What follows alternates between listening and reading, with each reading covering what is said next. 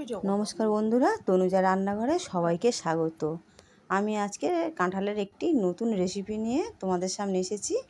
তো তোমরা পুরো ভিডিওটি দেখবে আমি কি রেসিপি নিয়ে এসেছি কাঁঠালের। এই কাঁঠালে কটা ছাড়িয়ে তার মধ্যে দিয়ে কাঁঠালের বীজগুলো ছাড়িয়ে আমি একটি মিক্সার জারে দিয়ে দিচ্ছি। তার মধ্যে দিয়ে দিচ্ছি চিনি।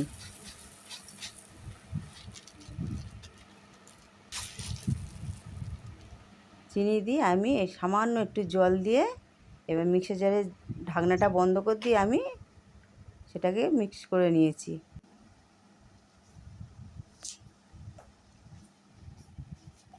এইবারে ওটা আমি একটি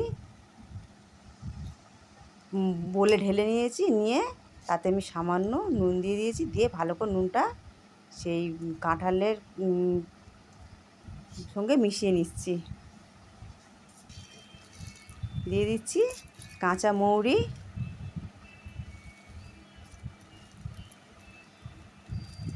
এবার দিয়ে দিলাম আমি ময়দা দিয়ে ভালো করে ফেটে নেব।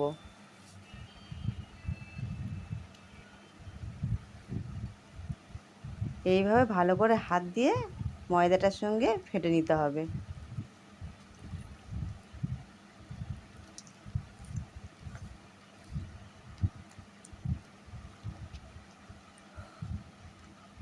ময়দা ফাটা হয়ে গেছে, এবার আমি দিয়ে দিচ্ছি সুজি। এবার সুজি আর ময়দা একসঙ্গে ভালো করে ফেটিয়ে নেব। যত ভালো করে ফাটবো সেই যে ফুলুরিটা তৈরি করব, ফুলুরিটা খুব সুন্দর ফুলবে আর বেশ নরম হবে।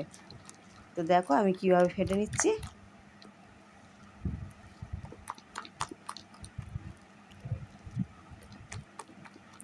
তো এই রেসিপি তোমাদের যদি ভালো লাগে তো সাবস্ক্রাইব, কমেন্ট আর শেয়ার করবে। তো আমার ফাটা হয়ে গেছে, তেলটাও গরম করতে দিয়ে দিয়েছিলাম আগে। এবার আমি ছোট ছোট করে ফুলুরি ছেড়ে দিচ্ছি তেলে। তোমরা তো তালের ফুলুরি খেয়েছো, কলার ফুলুরি খেয়েছো, কাঁঠালের ফুলুরি খেয়েছো কি জানি না। তো এইভাবে করে দেখবে, খেতে অবশ্যই ভালো লাগবে তোমাদের।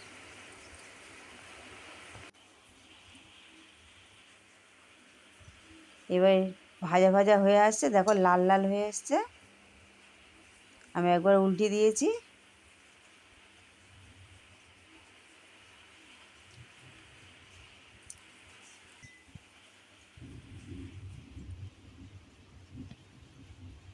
একটু হালকা আঁচে ভাজতে হবে, নাহলে ভেতরে কাঁচা থেকে থাকতে পারে। তো হালকা আঁচে আমি ভেজে নিচ্ছি। এবার দেখো লাল লাল হয়ে এসছে, এবার আমি এটা তুলে নেব।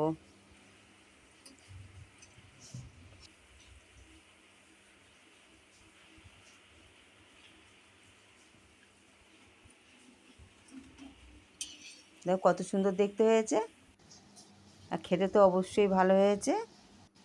তো এইভাবে আমি সবকটা ভেজে নিয়েছি। তোমাদের একটা ভেঙেও দেখাচ্ছি ভেতরটা কীরকম সিদ্ধ হয়েছে।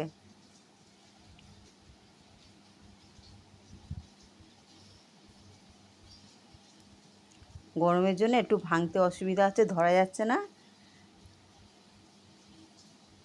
দেখো কত সুন্দর হয়েছে, পুরোপুরি সেদ্ধ হয়ে গেছে। কম আঁচে ভাজলে ভালোভাবেই ভাজাটা হবে।